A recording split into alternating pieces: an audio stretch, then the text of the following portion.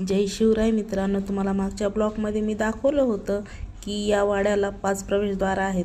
950 फूट लांबीची तटबंदी, 9 भक्कम बुरुज आणि 5 प्रवेशद्वार आहेत. खिडकी दरवाजा शनिवार वाड्यातील ही वास्तू म्हणजे गणेश रंग महल म्हणजे दिवाणखाना असे देखील म्हणले जाते. 1755 साली नानासाहेब पेशव्यांनी गणेश रंग महल बांधण्यात आला. नारायण दरवाजा हाच तो दरवाजा जिथे 16 वर्षीय नारायण पेशव्यांची हत्या करण्यात आली होती. काका मला वाचवा हा आवाज येथूनच येतो. याला जांभूळ दरवाजा असे देखील म्हणले जाते.